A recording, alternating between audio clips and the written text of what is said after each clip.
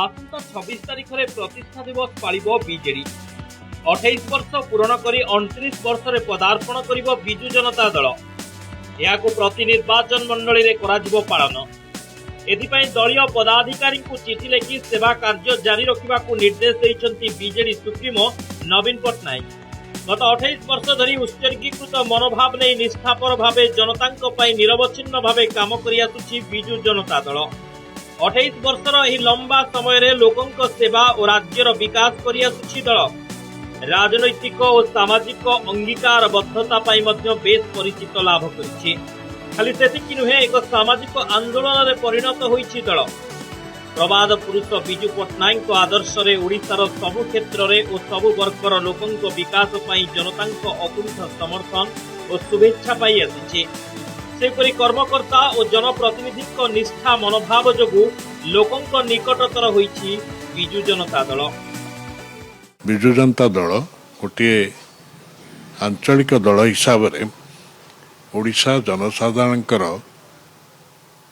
वर्ष वर्ष धरी आस्थाभाजन एवं प्रिय ही रहिबा सहित अनेक गुड़िए लोकहितकर कार्य बिजु जनता दलर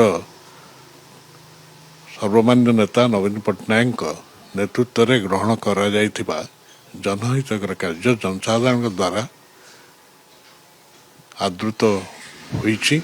प्रबाद पुरुष बिजु पट्टनायक नीति आदर्श गठित होइथिबा बिजु जनता दल 28 वर्ष पूर्ण करी 29 वर्ष पदार्पण करने जाऊँगी।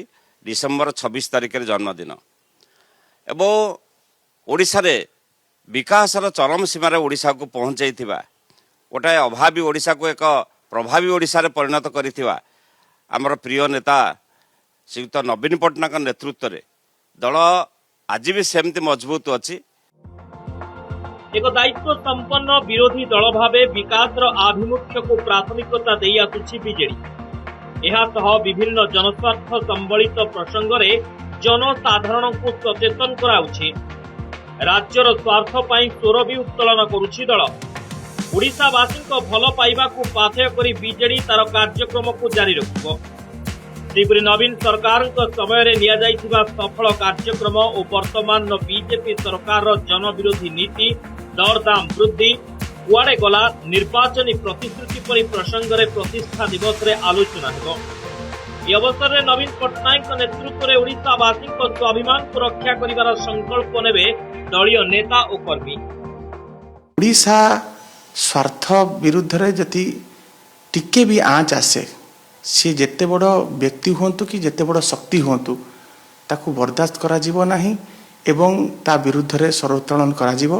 अतीत रे मध्य ओडिशार स्वार्थ संबलित जहाँ सबू प्रसंग आसीची ताकू बिजु जनता दल उत्थापन करिछि एवं आगुको मध्य से राज्यसभा हो विधानसभा हो सबू जगार ताकू उत्थापन करा जीवो। राजा रास्ता रे पल्ली रु दिल्ली पर्यंत लड़ाई करा जीवो। नवीन बाबू सबुबले दिग देखांती सबुबले दिशा देखांती एवं नवीन बाबू जो दिशा देखांती से दिशा रे ओडिशा चले ओडिशार विकास पथ आगू चले। आज विरोधी दल नेता हिसाब रे बसिले भी नवीन बाबू सदा सर्वदा ओडिशा कथा भाविचंदी एवं बिजु जनता दल आज भी लोकंकर सेवा रे ओडिशा लोकंकर बल हिसाब रे ओडिशा लोकंकर विकास हिसाब रे कार्य करूची एवं बिजु जनता दल आंचलिक दल हिसाब रे भारत वर्ष रे प्रथम एवं सबुठु बड़ दल थिला अछि एवं आगामी समय रे निश्चित भाव रे रही। प्रतिष्ठा दिवस अवसर में ओडिशावासी को शुभकामना जनाइबे नवीन। या नुआ वर्ष समस्तंक पई मंगलमय हेउ बोली महाप्रभु श्री जगन्नाथଙ୍କ निकटरे से प्रार्थना करिसेंती। भुवनेश्वर कैमरा पर्सन संतोष प्रियप्रीत महांती रिपोर्ट नंदीघोष टीवी।